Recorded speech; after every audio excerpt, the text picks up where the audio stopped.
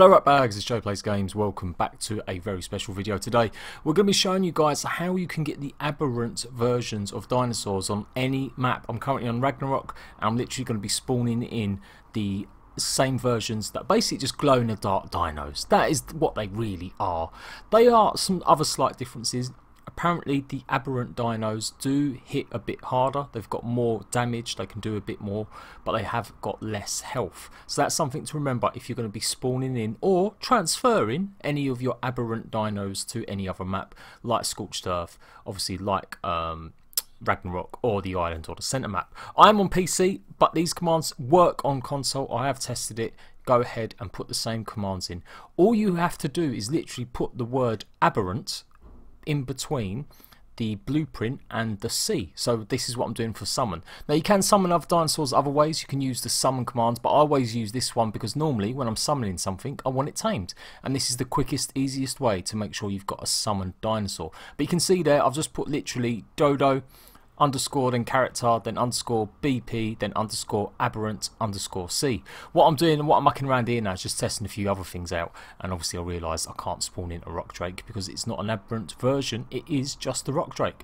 And just in case, because I did have a few comments in my last video saying it doesn't work, they do work. For crying out loud, I've shown you twice now. So if you're not getting any of these dinosaurs on your maps, there's clearly something you're doing wrong. So go back and watch the video again, or look up some ways that you can find the code yourselves. We're also going to be talking about my impressions of Aberration, as well as showing you what some of the creatures are like if you transfer in, like what flyers would be like an Aberration, what a filer would be like an Aberration, and the T-Rexes. So let's go.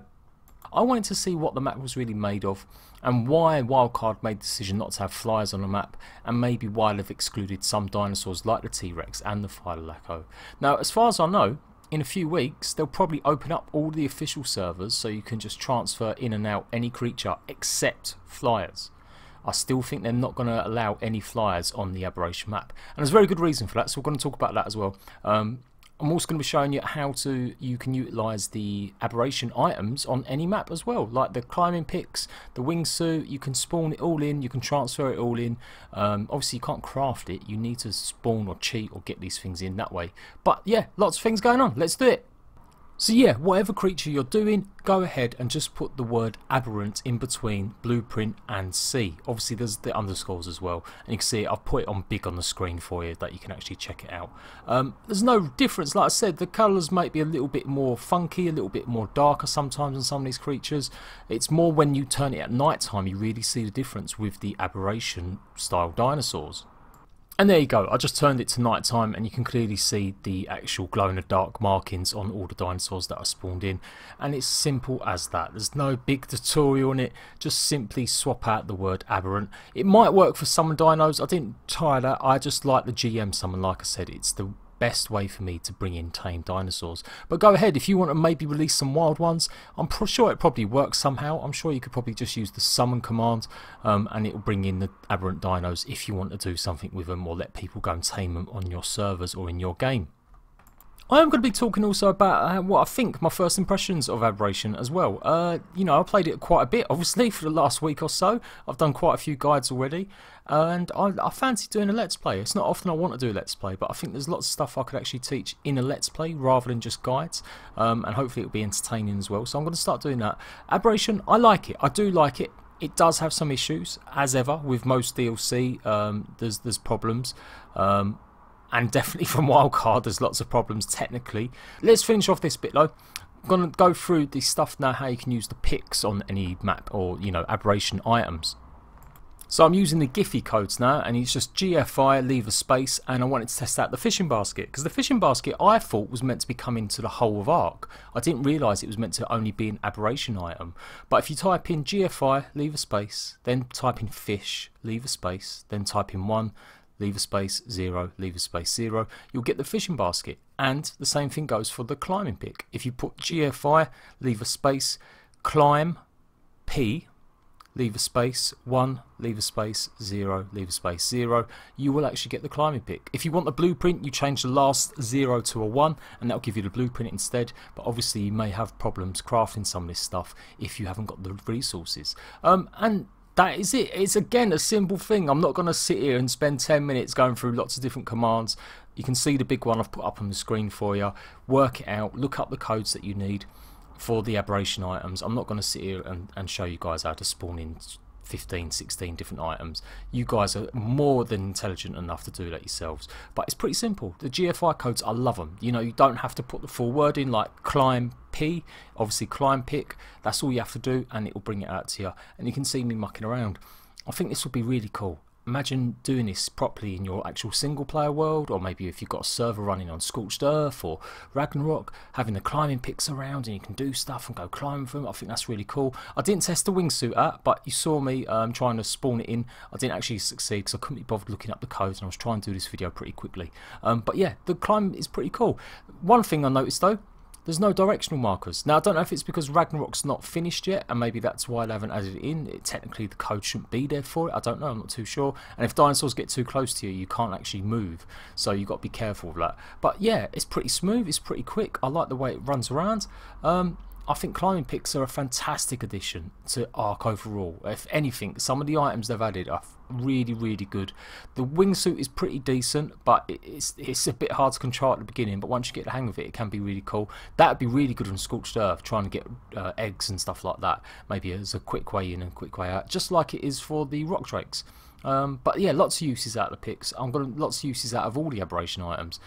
I think it's pretty decent. I think it's good that you can actually have these items on all the other maps. I hope they don't nerf it. I hope it's not something they're not planned to. As far as I know, just because of the way the official servers go, you can of course have these items. You can transfer them in, you'll be able to transfer them out, you'll be able to do what you want like you normally would with official items. Whether or not some of them actually do anything is another matter. Like the gas collector, no idea if that's going to have some sort of use on any other map other than just a light source maybe. It seems like a bit of an expensive light source. So yeah. Any more information about what's going to have any extra uses, I'll let you guys know. But that was just a quick showcase of some of the stuff you can do on other maps with Aberration. And FYI, these do work on console as well. I've tested all this out. I just happened to use my PC because it was quick and easy to set up this morning rather than turning on my console and starting up my servers. Okay, so now I'm going to show you guys that you can have flyers in Aberration. I mean, it's simple really. Talon, good mate of mine, texted me yesterday or messaged me on Twitter and said that he's found a way to bring in fertilised eggs on his server. You can transfer fertilised eggs. You put them on your characters. Now Wildcard responded and said they're going to nerf that. They're going to stop that from happening. Or you won't be able to do that. That's not something you should be able to do. But then it got me thinking, well, if you can do that, surely you could probably just spawn the creatures in. And you can. And so I thought it'd be interesting to go around on a couple of flyers and see what the map is like when you are actually flying around it. Because to me, after spending a good hour mucking around with it, you can see why they've not allowed flyers. It makes the game far, far too easy. I mean, most maps are too easy once you get a flyer. It opens up your world. As soon as you get to the right level on the island with the Pteranodon, it really opens up the game for you. You can go and get some of them harder to reach resources. It's exactly the same for Aberration. But the point being, they don't want you to do that because the game would be too easy then. I don't know why my graphics are so potato. I've got a 1080 Ti and a bloody Threadripper. It should be much better than that. Maybe I was running stuff too much. Anyway, yeah, so you can see why they've done it because it would just mean the DLC would be completed just like that. And I think that would be a major problem because when you boil it down, when you really look at the DLC after exploring it, and I went around pretty much the whole map on the flyers and some of the creatures, there's not that much to it other than the rock drake mechanic of going to get eggs and the surface to get resources or try and get up to the obelisks or look at some of the reapers. It could probably get very stale very quickly. So I think they could have probably added some more unique areas. Apart from the bioluminescence area and the starting areas, there's a hell of a lot of wasted space all around the map. And I'm a bit disappointed in some of the build points. All my guys in my servers have been telling me that there's lots of places they can't build. It says no clip allowed or they can't build on the structures. And I'm really disappointed that some of the big rock formations you can't build on top of. You can't place a foundation even though it's a huge massive rock. It's in the ground, it's a cliff. you still have to get a cliff platform, and that's a little bit crappy as well. You know, I understand they want people to use these cliff platforms, the features from it, and it's not going to be like every single version of Ark you've played where you just build a house on wherever you want it. I get it, I totally get it, but I still think there's could be some leeway in some of the build points where they could let you build more on top of some of the cliffs and stuff like that. The map is beautiful, I love the map, I think the map's pretty, I think all the bioluminescent stuff, all the resources, the way it glows and stuff like it's amazing. I love like the big openness of it here, but again, if you don't have a flyer, it does feel just a bit wasted. It's massive. I guess it's meant to be epic, but it's just a lot of space that's not being utilised. I think I'd like to see even more of these big huge trees that I'm going to show you in a minute when I'm running around on my filer. Now I'm switching to my Griffin, just to show you what it's like with the speed of a Griffin, and I gotta say it's really cool. I mean, riding a Griffin's the best ever. I love a Griffin, like they are the best flyer, I don't care what anyone says.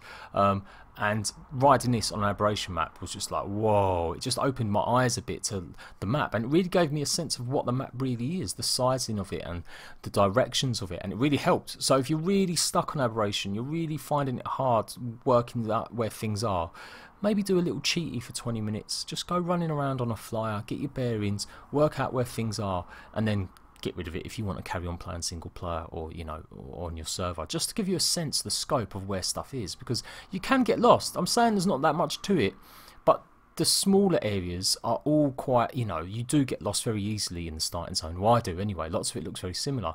There's lots of space, but then again, there's not lots of space. I don't know if that makes sense. What I've been hearing from all my guys on the servers, and we've been having problems, is people are building too close together in the starting areas because it's too dangerous to go anywhere else. And so that's been causing friction and problems. So hopefully we've sorted that now. We've put a 50 foundation rule in so no one can build on top of each other. But yeah, there's just not a lot of other areas to explore. And I think they could have maybe done a bit more. I feel like it's just a little bit like they probably ran out of time to add some sections. The map is still very buggy and glitchy, and I'm not going to rag on them too much. I don't see any DLC coming out nowadays without any problems, or even new games. And let's face it, Wildcard are notorious for having problems when they launch their games, but technically it's not been that bad this time. Like, I can remember all the other times they've launched DLC or new things or updates, and lots of it's been broke. There have been a few crash issues to do with rot drakes, a few server disconnect issues, but it's not going to be as bad as I've noticed other stuff. I remember times like we've not been able to play the game for days. Scorched Earth had problems with servers for a while. Primitive Plus had issues as well, and the centre map has had multiple issues at times when I've done updates, and people haven't been able to play it because it crashes every 2 seconds. So, you know, should we be thankful that DLC isn't that buggy? Probably not. You know, if you're going to launch DLC, the idea is you've had more time to develop it. You don't need to rush it. But as ever, this is Wildcards. They're late with it, and it still feels a bit rushed in my eyes. This is what I'm talking about in terms of space. It's the outside surface I have a problem with the most. I feel this is mostly just filler. You're not going to come up here other than just get resources and for bragging rights for taking out one of the Alpha Reapers or whatever it is. But there's so much space that's just not being utilised. You can't utilise any of this. As far as I know, some people have been telling me they've been building bases, they've been finding secret spots where they don't take any damage. I don't know if metal takes any damage. You guys let me know. I haven't actually tested any metal structures on it. I presume it will take damage from the sun or the daylight once it's like full glow. And maybe tech tier, I don't know, maybe tech tier can survive it. So it could be a good way for like end game PvP alpha people who want to go and build sort of PvP bases up there. But why would you? Because it's dark most of the time, so it's not the most pleasant of places either, with the, you know, the Reapers. It just feels a little bit just like they just chucked it in there just to add some extra space. There's nothing you can really do in these areas other than just come up to the obelisk and get resources. And so it makes the rest of the map seem even smaller, that there's so much space here but you can't utilise it. I think they could have made another biome. I would have loved to have seen the creative work of Ben Burkhart, who I think helped make most of this map, or was one of the lead guys on this map. I think they could have given more time or help, or give someone else to do it, and just added more biomes. You know, go funky, go and add a green biome somewhere, you know, whatever it is, green crystals more, you know, anything else. They could have done a lot more than what they've done with just the filler stuff here. They've just literally chucked these big outside surfaces that no one is going to utilise more than, you know, 10% of to kill some Reapers or get some resources. You guys let me know what you think. Exploring the map, have you found really cool spots, bases away from the central starting area? Is it pretty cool when you get exploring? You got, you know, materials, the dinos to be a bit more braver. Obviously, that's the biggest problem starting the game. I think once you can get a good collection of dinos to protect you from the Ravagers, the Reapers, and the Rock Drakes, then you'll be able to explore and find better building spots. But at the moment, again, it all feels very cramped in. It is not meant to be that way. The game mechanic devs have said it's meant to be a different experience, and I totally get it. But that different experience has got to have more to it. It sometimes feels like they've just made the game harder just for the sake of making it harder. I don't see there being as many interesting mechanics. The Rock Drake is straight lifted up from Wyverns. That's a bit disappointing. I think I would have liked to have seen slightly different method. I don't know what, how. Maybe there could have been young baby drakes that you had to pick up on your shoulders, and you know, you had to do it before they grew up, or just something different rather than just lifting it from the Wyvern. Obviously with the Reapers, you know, they're basically reskins of Gigas and T-Rexes. They've got obviously more damage, and I've said this in another video, but I'm not going to let go of it. It feels like a lot of the stuff has just been reskinned, and I don't see it as being more interesting. Sure, some of the resource gathering you have to do, like the gas collectors, is different, it's interesting, but not really, because it's just like getting oil from scorched earth. You know, you put a pump on it, you put a gas collector on it, same thing. I don't think there's enough originality in it. I think the map is original, the prettiness of it. I think the creatures aren't that original because the Reapers have been stolen from Alien films again, so it's not exactly like it's an original idea. The only thing that really is original is the impregnatation bit, and that is really cool. That's what I would like to see more of, Wildcard. You know, for next DLC, if you're going to do something, because it's probably too late, they're not going to add any new mechanics. So what we've got is what we've got. They're not going to add any new biomes to this place. They're not going to add any new dinosaurs. They're only going to either open it up so you can transfer whatever sort of dinosaurs you want, or not just flyers but other stuff as well, or maybe they'll even introduce flyers in the future, who knows. But I can't see them adding any wholesale changes to the map. It feels rushed. It just feels rushed. It feels like they had to do this quickly, and I don't feel like it's had probably the love or the real thought about stuff. You know, they definitely need more creatures as well. Another thing I was thinking about was, how many creatures can you really ride in Aberration, you know, compared to any other map? And how many brand new creatures can you ride? 2, 3? Like, you know, you've got the Roll Rat, you've got the Ravager, you've got the Rock Drake. That's not exactly a lot of creatures, considering the game is mostly centered around taming creatures or dinosaurs. So I feel like they could have added more dinosaurs or added some more unique creatures to the game. Specifically in the Rock Trench places, it feels like they've just upped the amount of Rock Drakes in there, and that's all they've cared about. They've gone, right, we've run out of ideas how to make the Rock Drake Trench more dangerous, or them areas more dangerous, so we're going to go massively OP on Rock Drakes. And again, that's not interesting. You know, do something different. Put more creatures down there. Have more, I don't know, more things like the radiation zones. They're pretty cool. I like that idea, the radiation zone. You've got to be more prepared for it and stuff like that. That's some of the really original points. I'm not just going to rag on it. Obviously, I'm letting you know my first impressions. I love that stuff. The radiation zone, you've got to be prepared. I love the poisons from the mushrooms. At any one time, you can get done by some poison just running through somewhere. I'm just not in love with the amount of creatures. I'm not in love with the space that they utilised, or the biomes. The biomes are pretty, what's there, but we need more. We could have done with something just a little bit more, an extra biome, just to add a little bit more flavour to the game. I'm sure I'm probably going to get loads of people disagreeing with me, going, it's amazing, there's loads of different biomes. But like I said, go and explore it on a flyer, and you'll really see how small the playing space actually is. Like, you know, how much it just becomes very repetitive, or it's just not very, I don't know, it just doesn't seem as open to do what you want to do with it. You know, you've got to build on tree platforms, that's the only way, or cliff platforms. You know, you can only really build bases on the edge of the starting areas, or for a while, until you get really OP, and then you can go and explore and build other bases. And that's what it just feels like to me. I always give you my opinion, and so far my first impressions are, it looks great, it's felt a little bit underwhelming, that's all. It just doesn't have enough stuff in it that I would like to have seen in it, considering it's DLC. They could have spent more time doing it, didn't have to release it rushed, they didn't have to release it late, they could have released it even later. I mean, and you know, end of the day, if you're going to delay something, hell, delay it a bit more then, why not, and make sure it's absolutely perfect. But yeah, you guys let me know. One thing I will say is though, it seems like to me I probably will be playing this a lot longer than I was Scorched Earth. I got really bored of Scorched Earth. I know people going, oh my god, Scorched Earth is amazing, but I did, after about 3 weeks of it, I was done. Once I'd learnt how to milk a wyvern, once I'd got an egg and tamed some of the other creatures like the rock golem, I was done. And maybe this will be the same. Maybe once I do get round to it and I do get my own Reaper, or I've tamed some of the other creatures like the rock drake, maybe I'll be bored. But I don't know, it just seems like I like this kind of map more. I think this map is good. I think Scorched Earth was just a bit bland and boring after a while, and the weather effects weren't utilised in the best way they could be. You obviously see me with a filer at the moment, and you can see what a great addition it would be to the map. If anything, I can't wait to see these in the game. I do think that it needs another wall climbing creature. I don't see it. I thought we was going to have lots of them that could climb rocks. I thought the Ravagers would be able to climb cliffs, not just the rock drakes, because unless you get a rock drake, it's incredibly hard to get around. It almost makes it feel like you have to just be a player running around. And that's fine, because I think that's what the devs want you to do. You've got the climbing picks, you've got the wingsuits, you've got the zip lines. It is a different way. They've said that it's a different way. But the game is massively it's OP for that. You know, you've got to be a superhuman.